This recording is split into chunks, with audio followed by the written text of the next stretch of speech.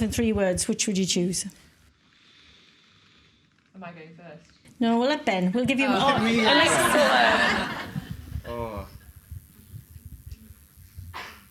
I'm trying to make this good. I've got my sarcastic answer immediately. Let's do that one. Go for it. Pretty much perfect. But no, absolutely not. How do you put up with this, Georgie?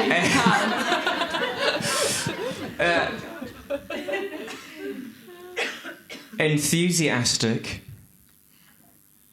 self-critical, eager. Go for it, Becky. Workaholic. Can we have... Can we have phrases rather than words? It's not a test. I just always want to strive to be better. And compassionate. Good. Like compassionate people. You had enough time, Warwick? There's not enough time to come up with these 3 things. But I'd say number 1 would be curious. Number 2 would be something I've only just discovered on this journey of mine. Curious, sensitive, and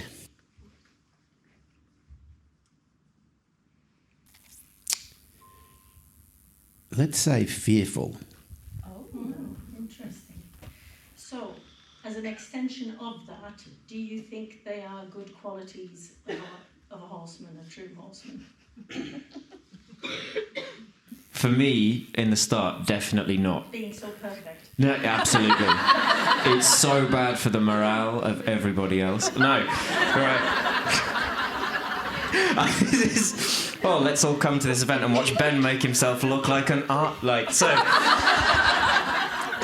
for me, so I'll tell you a quick story. One of, I've only had about 4, let's really rack my brain. I've had 5 proper liberty lessons in my life.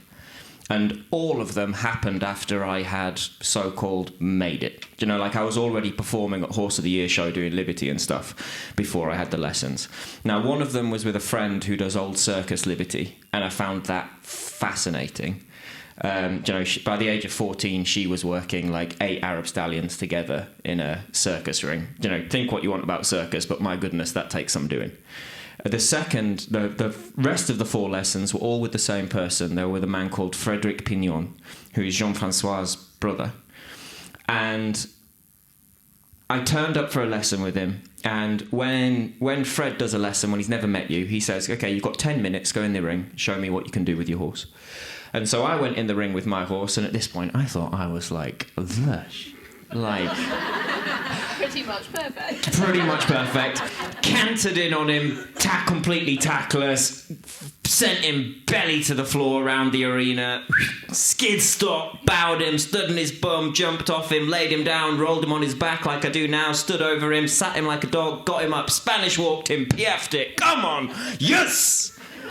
And it looked like I may as well have walked in and just peed on Fred's shoes. Like, the way he looked at me, like, you are a right piece of work, you boy. And he then spent the next half an hour of the lesson giving me a dressing down like I've never seen anybody get. Never got a gain or before in my life. He left me, what would I have been? I'd have been 18 or 19. He just left me in tears, and I'm talking snot tears.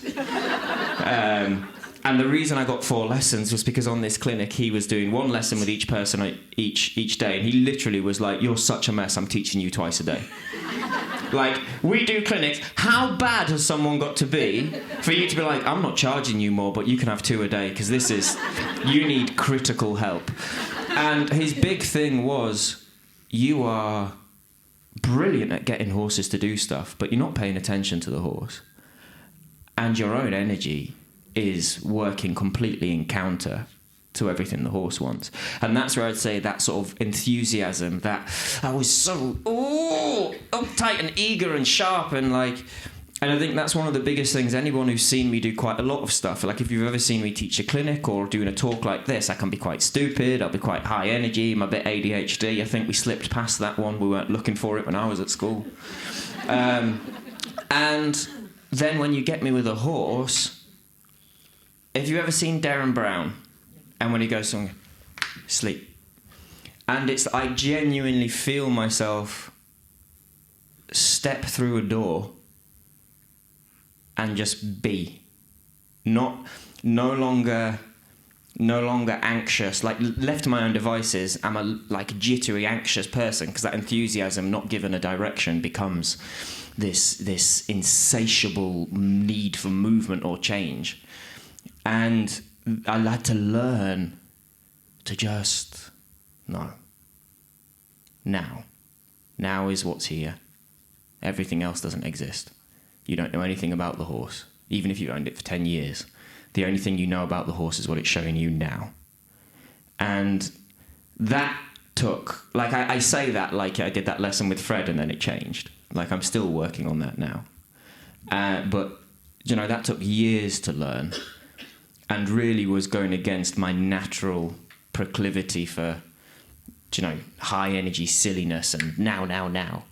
And it's, if I could encourage anybody with horses, you don't always need to, it's a very simplistic way to put it, but you don't always need to do something different or try something new. If you tried slowing down and allowing things to happen. To give more of a practical example, let's take something like a hind quarter yield, pointing a whip or your hand or whatever at the horse's bum, at its hip, and the horse steps its back end away from you. Well, I'll see people in a lesson go to move towards a horse, and they'll be there for 0.5 of a second. It's not doing it. You're like, Jesus. Wait. I imagine every time I work a horse as mental chess.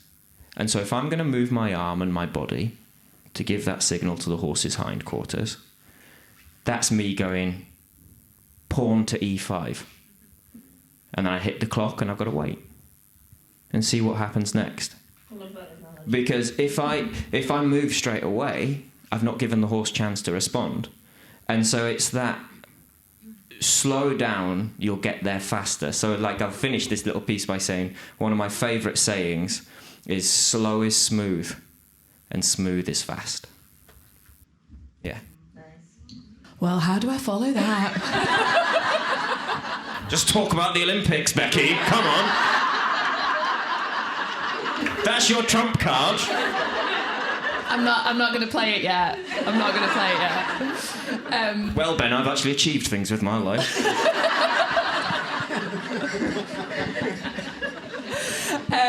So if we were to go through my words/phrases, I mean, workaholic, I think we all are, to be honest. I think that anybody that wants to succeed in this industry, whatever discipline, and I think, just by the nature of looking after horses is a 24/7 business. So, it's just part of your life. I do drive my family and my friends mad by sometimes squeezing in half a day off a week. But, it is, you just do that because it's what you want to do when you're trying to get better, which is my second thing. That I think the thing that I love about what we do is there's always so much more to learn. So, and every horse teaches you something different. And, I think when you're younger, you're like, oh, nailed it. And then you realise that you really haven't, and a different horse needs a different method or a different approach, a different rider needs a different method from a coaching point of view. And I think, I had a similar sort of coaching experience to Ben, to be honest. I'd had, a really pretty successful under-21 career, European championships and things like that. But then I had a horse that had been very successful at that level. So like Prix St George level for that, for the young riders. And, he'd won team bronze and he'd won the nationals at Prix St George and Inter 1. But I was really struggling to develop him to a Grand Prix horse. We'd focused so much on our young rider career, and then suddenly we were finished with young riders and into the big bad world of seniors, and it was a bit like, oh yeah, messed that one up, because I hadn't been producing that horse to be a Grand Prix horse from when he was a little bit younger, and then it's harder. And I started probably when I was, I think maybe 22, 23, training with a guy called David Hunt. And I first had training with him when my dad, who is not horsey apart from through his family, but he is one of those people that, like, you know, he builds the pony club cross country course and then decides he wants to jump it, so gets on my sister's horse that I actually did junior Europeans on as well, total legend of a horse, and just pops around this cross country course. He's annoyingly good at everything, but he was actually the chairman of British Dressage in our region at that point, and they had a training programme called the Pyramid Trainer System, which was basically trying to get top coaches to come and train the region's coaches to help them develop their riders, you know, and pass on the knowledge a little bit. And my sister and my dad decided that David would be an excellent person to get to come and do this. So David just came to do a couple of days coaching, and I was having a few lessons with him on different horses. And the first lesson I was warming this horse up, and probably a little bit like Ben, you know, like, oh, yeah, can do this and can do this and can do this. And there was just this silence. And yeah, I mean, he fairly successfully made me cry quite a lot. and he used to be like, have you got your phone on you? And you'd be like, yeah. When you get to the end of your leg yield, will you just give me a ring? And it was this, you know, wonderfully dry, sarcastic humour that was, you know, sometimes very funny and sometimes just stripped you absolutely to the bone. But I didn't take it well to start with, because I thought I was better than I was. And he really helped me to realise how much I had to learn. But it is that, I think, that process of, you have to take that on board. You have to realise how much you always have to learn. So that's definitely why I think my workaholic and always striving to be better kind of come from. But I also think to be a horse person or to be a coach, I think compassion is one of the biggest things that you need to do both of those things. And I kind of think, yeah, the world would be a little better if we all had a bit more of it sometimes. So this is about my 3 words. Yeah. Okay. I was put under pressure before, and I came up with the last word, which probably wasn't the right word, but the first one was curious. So I did not speak until I was 2, and then I wouldn't shut up. And my favourite word was why. I wanted to know why about everything, and I think that's really helped me with horses, like being curious about why things work and things like that. The second word I used was sensitive. You know, growing up in rural Australia, you know, boys don't cry, boys don't show fear. In my family, we didn't show grief. Like, I can remember going to a funeral and Mum go, oh, well, he's dead. No worries, worrying about, you know, no he's worrying about that sort of thing. And, you know, I didn't know it at the time, because you don't know what you don't know. Your reality is reality. But, you know, you mentioned a horse named Sherlock. So my wife bought a horse, a reining horse in 2016 it was. Very, very talented horse. We got him on the cheap because they couldn't, in the reining game, what they call get him shown, meaning the talent he can do at home can't do in the arena, because he just had some quirks. And by this point in time, I was, you know, doing lots of clinics around the world, mostly horsemanship stuff, helping people with problem-solving things, and this horse did not need more reining. Okay, he could do all the really cool stuff. And interesting side note, we bought him from Michael Schumacher's wife, Karina, because they're really into the reining. And the trainer that trained him, a friend of mine, amazing reining trainer, but sometimes he has trouble getting his horse in the trailer, sort of thing. You know what I mean? Like, well, I can fix. He had some little. He'd spook at the judges' chairs and just little stuff. I'm like, oh, I can fix that. I know what I'm doing. By this point in time, my YouTube channel had 22, 3, 4 million views, and I'm doing clinics around the world. I know what I'm talking about. I know what I'm doing. I can fix that.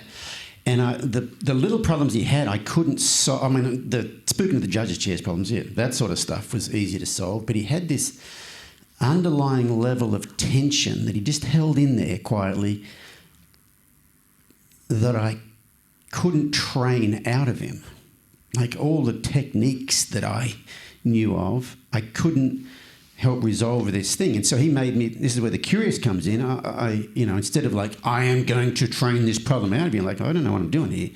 And I kind of stepped away from trying to have him be any different and became curious about what else is there. And then I ventured off. I'd always been learning new stuff, but all the learning I was learning was about how to train a behaviour. More information on training. That was I'd gone down that road pretty strongly, and he kind of led me to look outside the box. And I was already an outside the box sort of person anyway. And I started venturing off into what I used to, ashamedly now, what I used to call crazy cat lady land.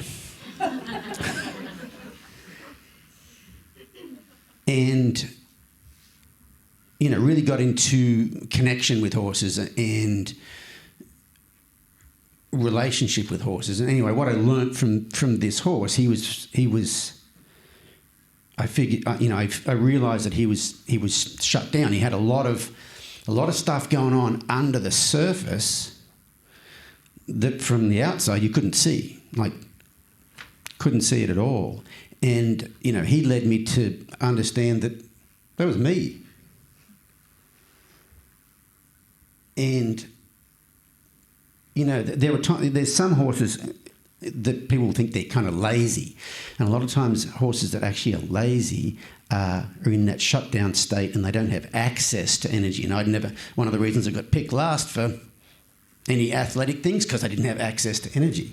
And so this horse really made me realise that actually, if you get to the end of it, that I've always been very, very, very sensitive, and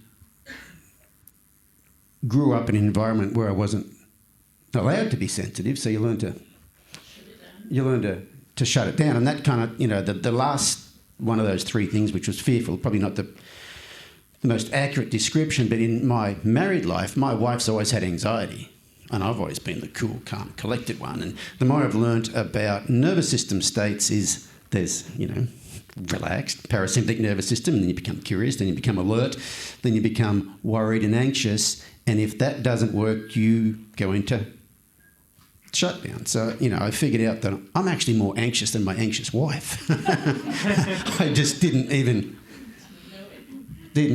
know I was. So, yeah, that's kind of how those three words came about. But, you mentioned it before, Ben, you've kind of got this underlying energy. And you, Becky, too, said about being a workaholic.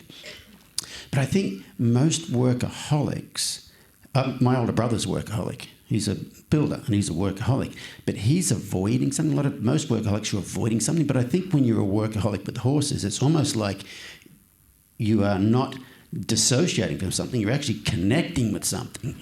But I do think as well, it is, if I am worried about something, I work harder to work through it rather than stepping back sometimes and taking, it is different people deal with things in different way. And I would definitely be, if I was getting stressed, I wouldn't sit on the sofa and worry about it. I'd book in more lessons and ride more horses until I just worked my way through it a little bit. I think one of the best questions you've ever asked me is, we were sat again drinking, and this is the 2:00 in the morning. I think this could be the same conversation, and you were like, what do you do in, what's a normal day in Ben's life look like? And I'm like, I get up in the morning, I get up at 5 or 6, I don't really sleep, and then I'll go running, or I'll go to the gym, and then I want to get to the yard, and then I want to do this, and I'm working on this Liberty Act and this and this and this, and then I get home and I've got this, and there's a full list of things, and I'm like, I need to tick those things off every day. And I don't know if you said this as a thought out question or if it was a throwaway, but it's one that's really stuck with me, and you just went, I wonder why that is.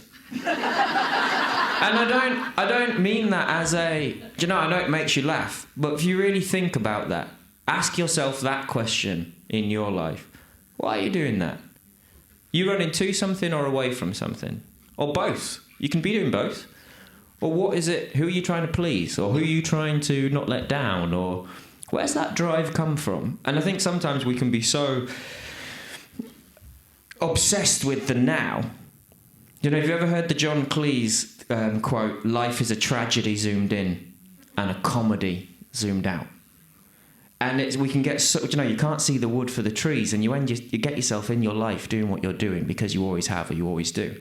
And they're just a really profound moment, genuinely for me in the last few years, is you asking me that question, to then be like, look at yourself. And I think this also links into horsemanship. The more I try and understand my horses more, the more I find myself looking at 100%. what's going on in my own little brain and being like, whoa, calm down, you've gone from 20-year-old schoolmaster to 4-year-old colt, what's happened? Like, where are we going? What are you worried about? And how would you help someone else through this? And then how should we take those steps with you? Sorry, I took that slightly off track. No, I think that's great. The reason I asked you that question, because for me, I grew up with a lot of judgmental thoughts about myself, and other people had qualities I didn't have and wish I'd had. But once you really get into the psychology of things and you start to understand that, the reason they have that skill is the same reason I don't have that skill. You know what I mean? And the last time I competed was at the World Equestrian Games in 2018. And I'd had a mental coach all that year. I'd also been doing a lot of therapy. So I was looking at a lot of things, especially me, differently. And I haven't competed since then because sometime during that year, I realised that, some people are competitive because they want to test themselves. I realised during that year that I'd been competing for external validation. If I win something, they will think more of me. And sometime, I think during that year, I came to the realisation, I don't need other people's external validation. So, I don't really compete anymore, but it's not that people that are competing are bad people and they've got the wrong reasons. Everybody's got their reasons for doing it, but I understood the reason I was doing it. And that's kind of like what I asked you that question, Ben. Do you know why you do these things? And if you don't, it's an interesting thing to actually ponder, because you might find out something that you didn't know, and it actually might change the course of your life. Maybe you'll do things differently. So it's just it was an interesting revelation for me to understand both those things, that the people that I thought were cool and could do things I couldn't do, a lot of them had the same inner turmoil that led them to do it. So they weren't really any better off than I was, if that makes sense.